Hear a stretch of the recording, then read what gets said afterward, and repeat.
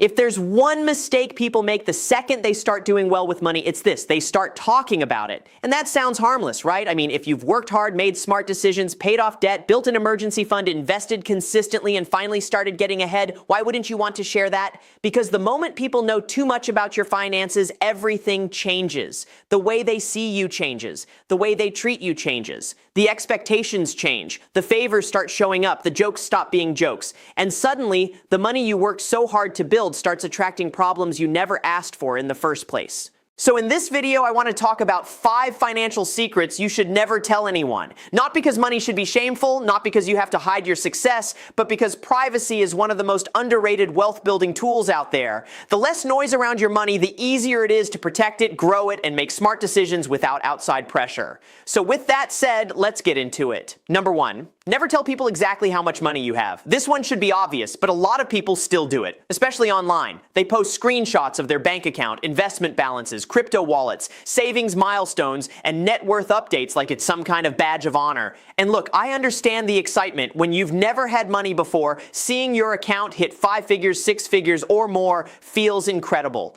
But the moment you give people a number, you change the relationship. If people think you have a lot, they may assume you can always pay. They may expect help. They may start asking for loans. They may resent you. And if people think you have less than you do, that's actually fine, because low expectations are usually cheaper. The truth is, nobody needs to know your exact financial position except maybe your spouse, your accountant, and in some cases, your financial advisor. That's it, because once that number gets out, you can't control how people interpret it. To one person, $100,000 means you're rich. To another, it means you're behind. To someone else, it means you're the perfect person to ask for money, and none of that helps you. Number 2, never tell people how much you earn. Your income is one of those things that sounds like a normal conversation topic until it's not. Because the second people know what you make, they stop hearing you and start calculating you. If you make a lot, they start wondering why you're not spending more, why you drive that car, why you live there, why you won't cover dinner, why you said no to their business idea, why you're still cheap. If you make less than they assumed, they judge you for that too. That's why one of the smartest things you can do is separate your identity from your income. Your paycheck is not your personality, and sharing it too casually opens the door to comparison, jealousy, and pressure that doesn't need to exist. Also, income alone means almost nothing. Someone making $300,000 a year and spending $310,000 is broke with better branding. Meanwhile, someone making $70,000 and investing 30% of it every year could quietly become wealthy over time. So if your income is high, protect your peace. If it's low but growing, protect your momentum. Either way, keep it private. Number 3, never tell people how little debt you have or how much cash you have access to. This is a big one because the moment people think you're financially stable, they start treating you like a backup plan. You become the person who could help out just this once, the person who could float someone a little money, the person who could co-sign, the person who could invest in a guaranteed opportunity, the person who could spot rent, cover an emergency, or bail someone out because you're good with money. And this is exactly why you should never let people confuse your discipline with availability. Just because you have cash doesn't mean it's available. Just because you don't have debt doesn't mean you owe people access to your financial life. Your emergency fund has a job. Your investments have a job. Your savings have a job. And that job is not cleaning up every financial mess around you. Because once you start becoming other people's financial safety net, you stop being your own. Number 4, never tell people your next financial move before it's done. This one is huge, especially if you're ambitious. If you're planning to buy real estate, start a business, leave your job, negotiate a raise, move to a new city, invest in a new opportunity, or completely change your financial life, keep it quiet until it's real. Why? Because talking too early invites opinions from people who are not qualified to have them. The second you say, I'm thinking about buying a rental property, suddenly everybody becomes an expert. The second you say, I might quit my job and go full-time on my business, people project their fear onto you. The second you say, I'm investing aggressively right now, someone will tell you the market is about to crash. Most people don't speak from experience. They speak from insecurity. And sometimes, the worst thing you can do for a good plan is expose it to too many average opinions before it's fully built. Build in silence, execute in silence. Then let the results speak later. Because once the move is done, it no longer needs permission. Number 5, never tell people the systems that make you financially strong. This sounds weird because people always say, surround yourself with accountability. And sure, sometimes that helps, but there's a difference between accountability and exposing every detail of your strategy to people who don't respect it. If you've got a strict budget, automatic transfers, investing habits, side income systems, or rules around spending, don't let other people talk you out of them. The more people know about your standards, the more they'll try to negotiate with them. They'll say, come on, live a little. Why are you tracking every dollar? You only live once. Why not just finance it? You can afford it. Stop being so intense. But those small comments are how people slowly sabotage their own progress. Wealth usually doesn't disappear in one dramatic moment. It disappears in tiny leaks, small compromises, unnecessary upgrades, pressure spending, helping too much, flexing too hard, and making emotional decisions because other people got into your head. That's why your systems need protection. You don't need everyone to understand your discipline. You just need your discipline to keep working. Final thoughts. At the end of the day, real wealth is quiet. It's calm. It's private. It doesn't need to prove itself every 5 minutes. And the more secure you become financially, the more valuable privacy becomes. Because privacy gives you room to think clearly. Privacy gives you room to move strategically. Privacy protects you from pressure, comparison, guilt, and unnecessary expectations. And honestly, one of the biggest financial flexes in the world is being financially strong without needing anyone to know.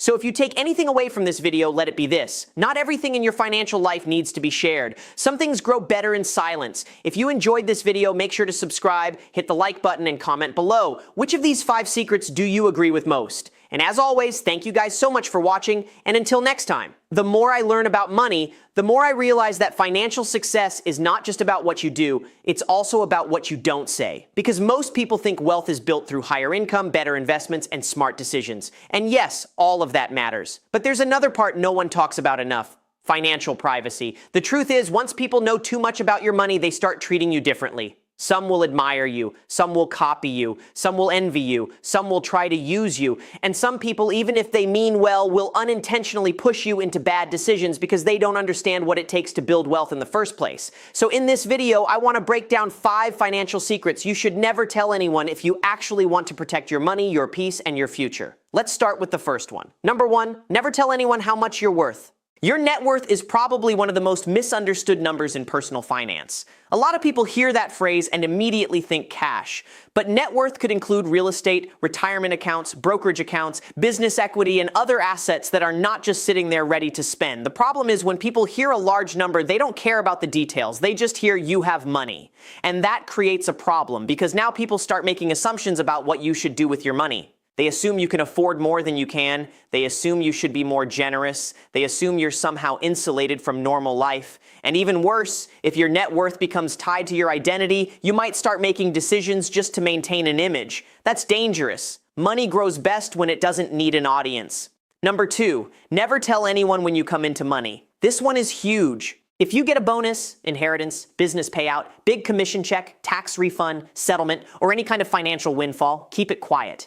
Because money that arrives quickly can disappear even faster, especially once other people know it exists.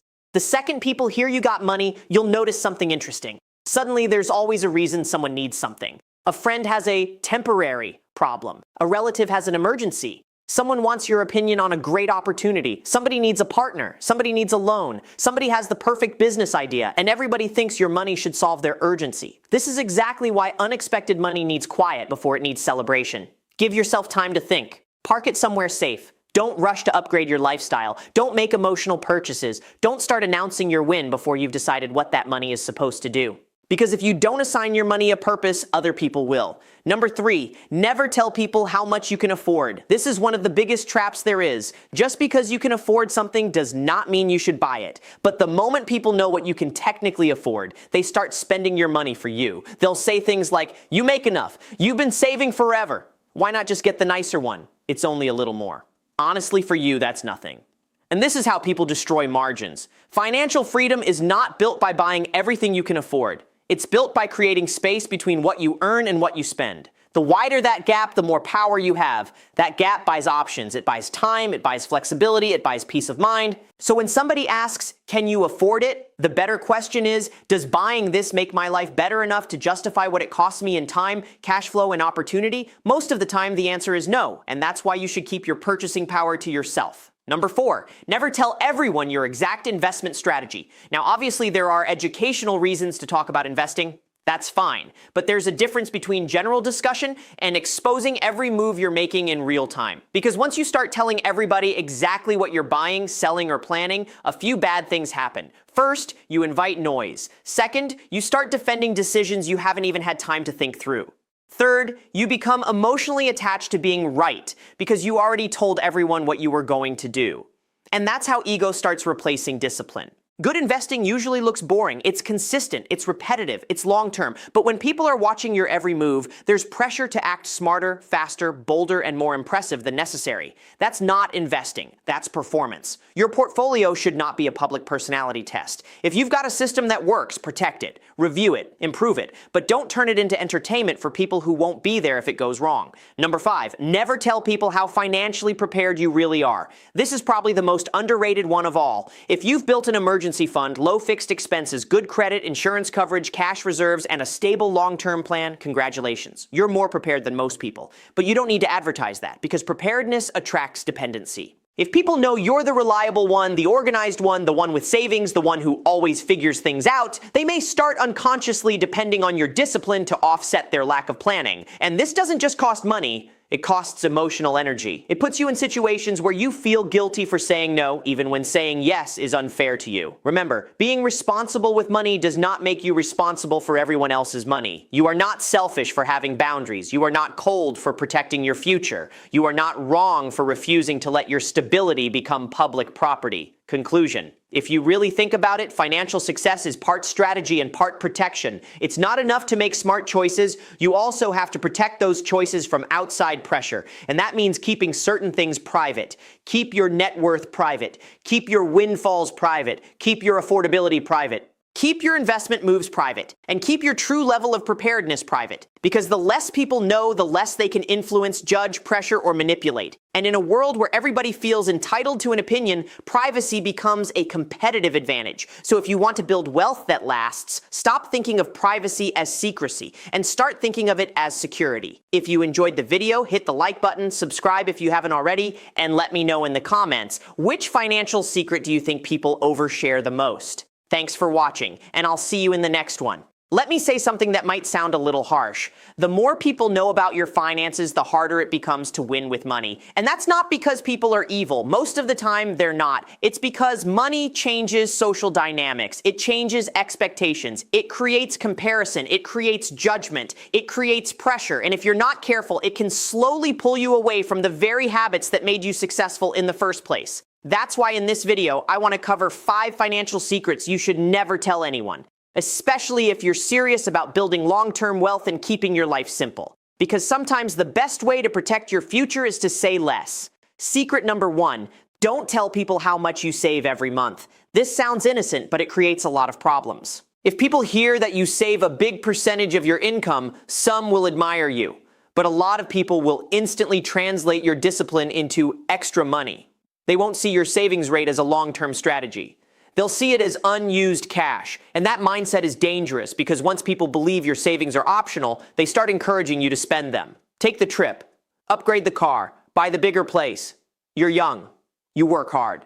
What's the point of saving if you never enjoy it? But the whole point of saving is not to avoid life. The point is to buy freedom. Freedom to say no. Freedom to leave bad jobs. Freedom to survive emergencies. Freedom to take opportunities when they come up. So no, not everyone needs to know how aggressively you save. Secret number 2, don't tell people when you're doing better than they think. This is a subtle one, but it matters. A lot of wealthy people don't look wealthy. They don't wear it, they don't show it, they don't announce it. And because of that, they stay in control. The second you start signaling that you're doing really well, people recalibrate around you. Prices somehow get a little higher. Expectations get bigger. You're expected to contribute more. People assume you're fine. And weirdly enough, the more successful you appear, the less sympathy people have for your boundaries. That's why quiet wealth is powerful. You don't need to act broke. You don't need to be fake. But there is real value in not constantly updating the world on how well you're doing. Let your lifestyle be comfortable, not performative. Secret number 3, don't tell people every financial mistake you made, especially while you're still recovering from it.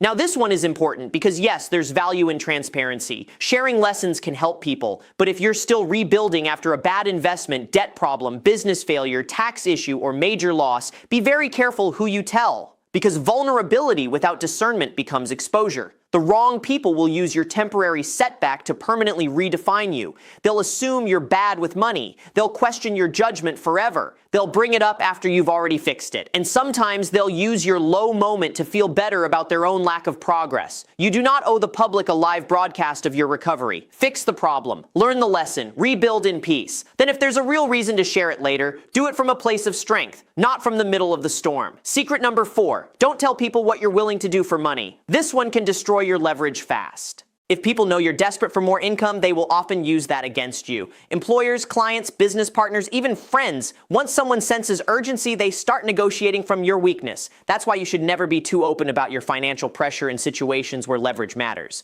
If you need more money, make the move strategically. Negotiate calmly. Diversify income.